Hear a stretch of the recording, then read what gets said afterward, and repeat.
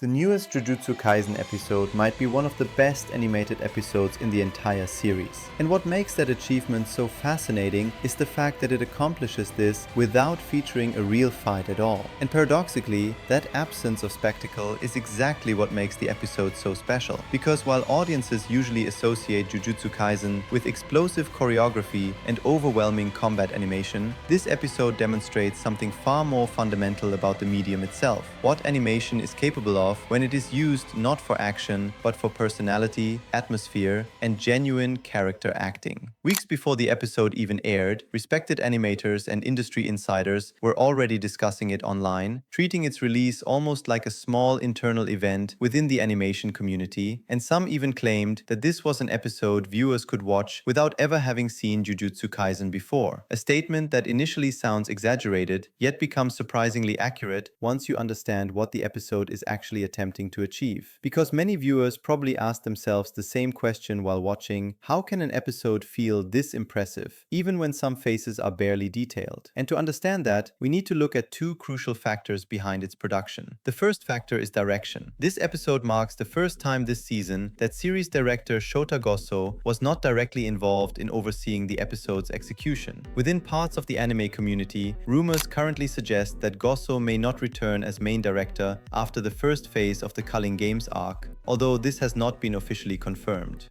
Instead, assistant director Yusuke Takada took creative leadership for this episode. And this is where things become particularly interesting. Takada has worked closely alongside Gosso for years and clearly understands his visual philosophy. Yet rather than simply imitating the established style, this episode demonstrates an evolution of it, resulting in staging that feels calmer, more deliberate, and almost cinematic, as if every movement exists because it was consciously chosen rather than efficiently produced. However, even strong direction alone cannot explain why this episode feels so different from standard television anime production.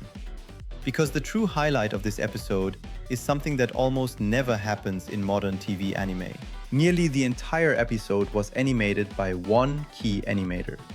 A so-called solo key animation episode is extraordinarily rare, since anime production is normally divided across dozens or even hundreds of artists working simultaneously, which inevitably introduces stylistic inconsistencies between scenes.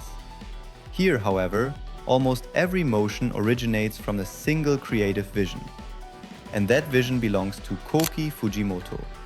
Fujimoto has worked in the anime industry for over a decade and contributed to major productions such as Jujutsu Kaisen Season 1, Jujutsu Kaisen 0, and Chainsaw Man, gaining recognition not only for technical skill, but for an almost inhuman level of output. During Jujutsu Kaisen 0, for example, he animated extended portions of the Yuta versus Geto confrontation nearly by himself, an achievement that already positioned him among the industry's most respected animators.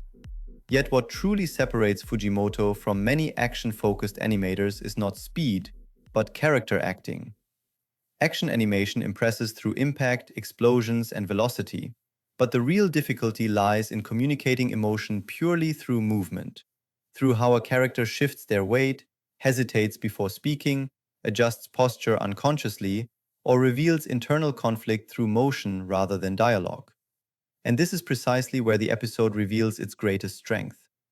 The simplified facial designs seen throughout the episode are not signs of reduced quality, but deliberate artistic decisions, because fewer visual details allow animators greater freedom of motion, enabling energy to flow into timing, body language, and natural physicality instead of rigid line accuracy. As a result, the characters begin to feel startlingly real. Even ordinary actions, walking, turning, sitting, or glancing sideways, carry believable weight rarely achieved in weekly television anime. A perfect example appears in the cafe scene. While the main conversation unfolds in the foreground, the background never stops living, as pedestrians move independently with unique rhythms and personalities. A mother carefully pushes a stroller. Children run unpredictably through the frame, and a teenager casually walks past with relaxed body language. Every movement exists fully animated in 2D. The world continues independently of the protagonists, following a principle more commonly associated with cinematic animation or studios like Kyoto Animation, where environments feel alive rather than decorative. This philosophy becomes especially noticeable in Higuruma's animation. At the beginning of the episode, his movements appear controlled and rational, almost rigid, reflecting emotional restraint. However, as the episode progresses, subtle animation changes alter his entire presence. As footsteps grow heavier, gestures slow slightly, and hesitation becomes visible without a single line of dialogue explaining his internal state. The animation itself narrates his psychological development. And perhaps this is the greatest irony of the episode. In a series globally celebrated for spectacular battles, one of its most creatively ambitious achievements emerges from an episode almost completely devoid of action. Episodes like this are exceptionally rare because they require immense production trust, extended time allocation, and an animator capable of sustaining an entire episode's visual consistency alone. And while earlier seasons of Jujutsu Kaisen were frequently associated with intense production pressure, this episode may suggest that MAPPA is increasingly allowing individual artists greater creative freedom.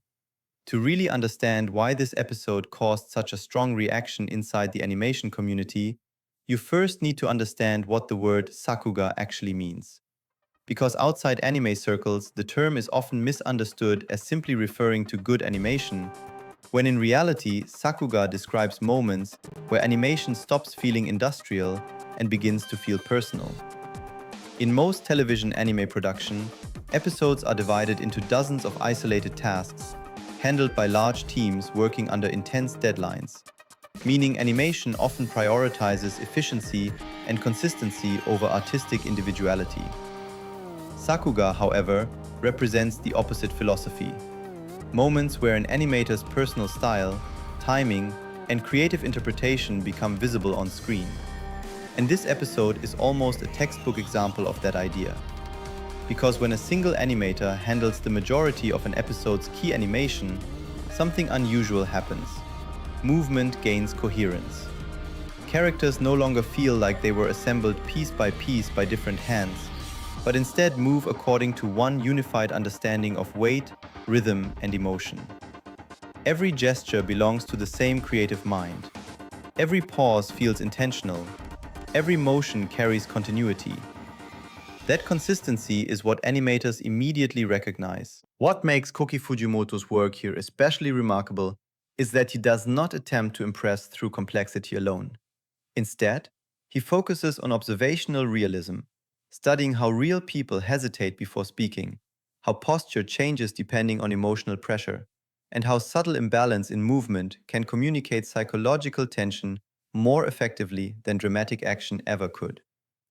This approach reflects a philosophy often associated with legendary animators such as Yoshinori Kanada or Yasuo Otsuka, where animation is treated not as spectacle but as performance. And performance is significantly harder than action. Explosions can hide mistakes. Speed can disguise shortcuts.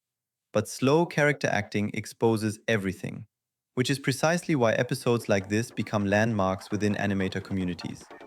They remind artists what the medium is capable of when production allows craftsmanship to take priority over volume. Interestingly, many viewers subconsciously felt this difference even if they could not immediately explain it, because humans are extremely sensitive to natural motion. When animation suddenly reflects believable weight and timing, the brain recognizes authenticity long before the viewer consciously understands why something feels different. The episode feels alive, not because more happens, but because everything breathes. Moments like this rarely emerge from weekly television schedules, since they require trust from the studio, extraordinary endurance from the animator, and production circumstances willing to prioritize artistic cohesion over efficiency. That is why many animators quietly describe episodes like this as milestones. Not because they are louder or more technically complex, but because they demonstrate what television anime can achieve when individual vision is allowed to lead production.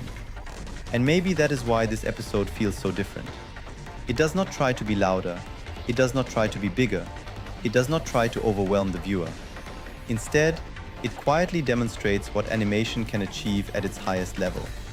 Because sometimes, proving the strength of anime does not require a fight scene at all. Sometimes all it takes is watching a character walk across a room and realizing you cannot look away.